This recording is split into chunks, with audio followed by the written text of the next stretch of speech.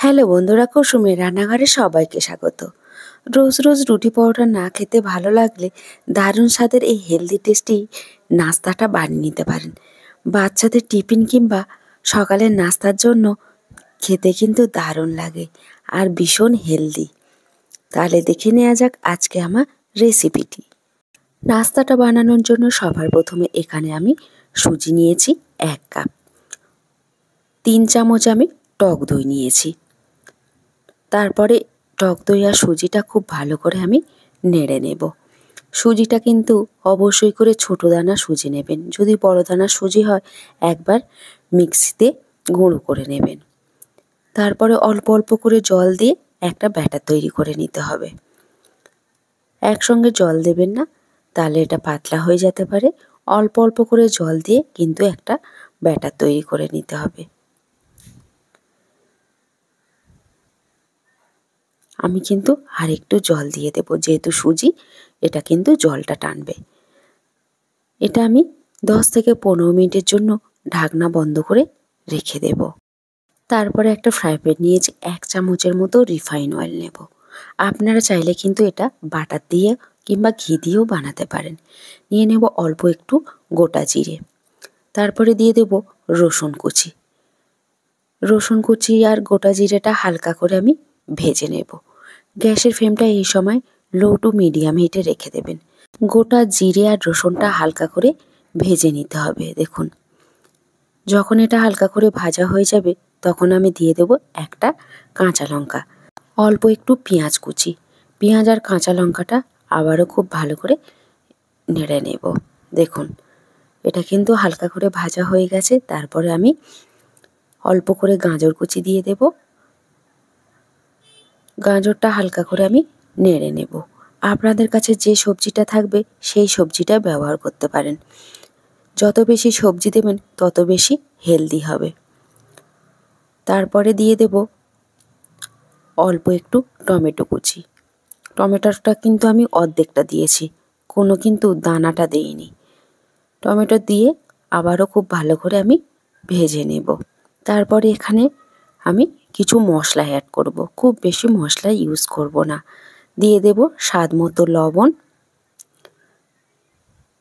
আর দিয়ে দেব 1 চিমটে হলুদের গুঁড়ো, আর দিয়ে দেব সামান্য একটু কাশ্মীরি লঙ্কার গুঁড়ো। দিয়ে আমি একটু নেড়ে নেব।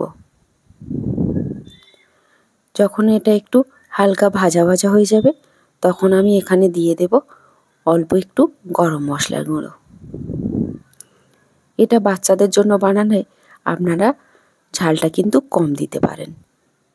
গরম মশলাটা দিয়ে আবারও একটু নেড়ে নেব। তারপরে দিয়ে দেব এখানে আমি আগে থেকে একটা আলু সিদ্ধ করে রেখেছিলাম, সেটাকে দিয়ে দেব। আলুটা দিয়ে খুব ভালো করে আমি আবারও নেড়ে নেব।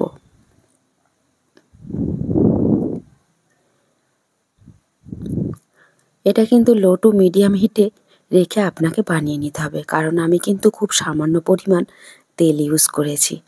লো হিটে রেখে কিন্তু এটাকে আপনাকে তৈরি করে নিতে হবে। দেখুন, আমি কিন্তু খুব ভালো করে আলুটাকে সব সবজির সঙ্গে মিশিয়ে নিয়েছি। তারপরে শেষের দিকে আমি অল্প একটু ধনেপাতা কুচি দিয়ে ভালো করে নেড়ে নিয়ে এটাকে প্লেটে করে উঠিয়ে নেব। প্লেটে করে উঠিয়ে আমি ঠান্ডা হতে দেব। দেখুন, তারপরে 15 মিনিট পরে ঢাকনাটা খুলে দেখছি, দেখুন সুজিটা কিন্তু অনেকটাই ফুলে গেছে আর জলটা কিন্তু অনেকটাই শুকনো হয়ে গেছে। আমি কিন্তু এখানে আর একটু জল অ্যাড করব। জলটা দিয়ে আবার একটু খুব ভালো করে নেড়ে নেব।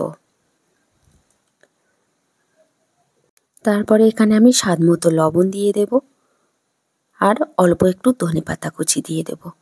দিয়ে খুব ভালো করে আমি ব্যাটারটাকে নেড়ে নেব। ব্যাটারটাকে কিন্তু খুব বেশি ঘনও আর খুব বেশি পাতলাও করব না।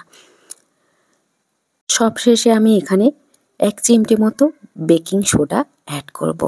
সোডাটা দেওয়ার কারণে এই নাস্তাটা কিন্তু একটু ফুলে যাবে। সোডাটা দিয়ে খুব ভালো করে আবারও নেড়ে নেব।